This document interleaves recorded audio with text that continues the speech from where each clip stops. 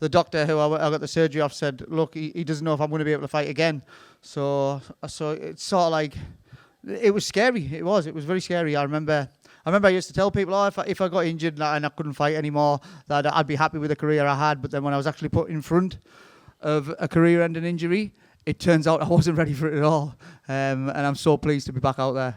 So when you heard that, and I know it's a scary thing, yeah, was there a part of you that's just not relieved, but just like, all right, now I can spend time with my family, and then on the other end, there's that just big part of your life of getting in there and getting into a fight.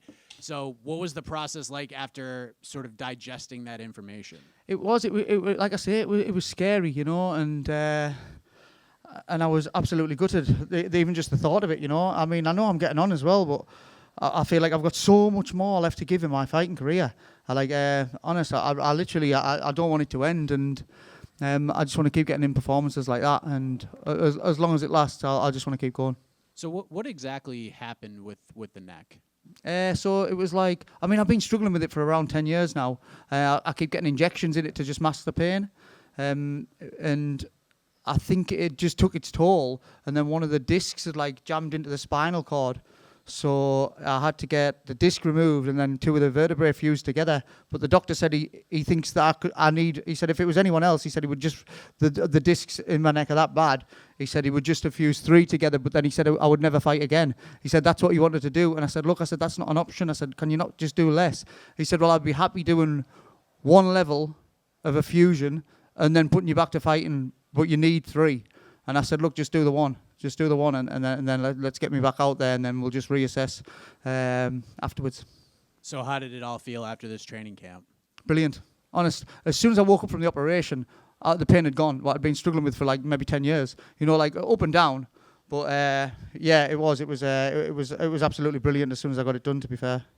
Well, you get in there, you finally make the walk to the octagon, and you have that great first round, and he caught you slipping a little bit in round 2. Yeah. What happened there? Yeah, I think he just caught my kick. Just caught my kick and landed flush. I wasn't hurt. I just off balance, and it was a good shot. And I'm pleased he just let me back up. Now that you got that feeling back, I assume you want to get back in as soon as possible. But I mean, you're wearing it a little bit. You're hobbling in here a little bit. Yeah. Ideally, and I know it's hard to say right now, when do you want to return, and is there somebody you have in mind? I mean, look, Cody Gibson said he messaged me who I was supposed to fight in March, and he said, look, hopefully you can go and get the win, and then maybe we can fight again in London. So if I can go and fight him in London, and if we talk on dream matchups, Jose Aldo, I've been watching him for years. Like if I was going to choose anyone, absolutely no. That's just like no disrespect to him at all. He's an absolute legend of the sport. So if we were talking dream matchups, that's who it would be. But yeah, if Cody Gibson wants to go, hopefully London in March, then let's do it. And then last thing for me, Disney World this week, they were saying on the broadcast, might be a little bit painful, right? But still worth it. You're gonna have to work pretty hard out there. Yeah, I mean, I've fetched the family with me, so we're gonna go and try and do Disney World. Maybe if I get a wheelchair, I might get through the queues quicker. So thanks very much. So there is a positive side to this thing, right? Like you might be able to cut some lines. Yeah, exactly. And you mentioned Jose Aldo. What exactly is it that interests you about that fight? Is it just his legendary status? Yeah, I mean, and he, look, I think it would be a fun fight, It would be, and it would be more for my own legacy, He's an absolute legend of the sport, and just to go and share the cage with someone like that, and after watching him for years, but then I've worked my way up in the division, and I'm very well known for exciting fights, and who's more exciting to fight than Jose Aldo, And I know you said that you're feeling pretty good and you have all the intentions of continuing fighting.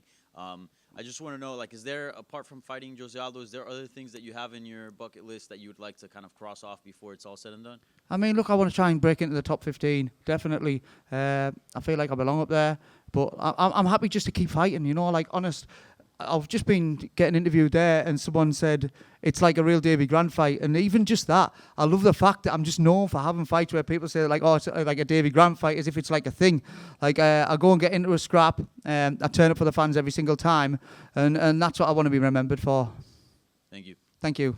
Davey right here. Hi. Congrats on Thank the win you. tonight. Standing ovation at the end. We actually saw people in the crowd standing up and giving you guys applause. So how does that make you feel? Yeah, honest. I mean, that's exactly what I want. You know, it's great. You know, like, that's why we do it. We do it to entertain the fans. And I knew Ramon was there for a good, exciting fight, and that's what I was hoping for. And like, honest, there's only a few times when the fight's actually happening. In my head, I think, yeah, come on. And that's when we're both just swinging and throwing. You know, it's only happened a few times in my career when people are just standing there and we're both just swinging and going for it. And I really think, yeah, come on, this is what it's all about. It's still early, but that probably bodes well for the bonus money. You had that string a few years ago where you had, I think, 3 bonuses in a year. For a guy who's not headlining, not getting pay-per-view points, what does that money mean to you? I mean, yeah, it's definitely life changing. You know, it's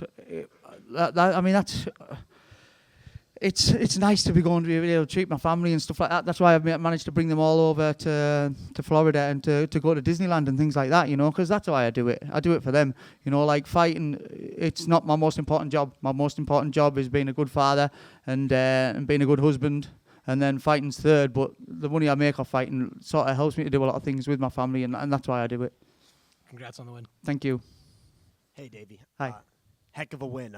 Congratulations. I Thank just you. wanted to ask you, I know this is your first time being able to fight in front of your youngest daughter. What does that mean to you? Yeah, I was. I'm pleased to get her in. I don't think she's gonna come to any more. She said she didn't like it.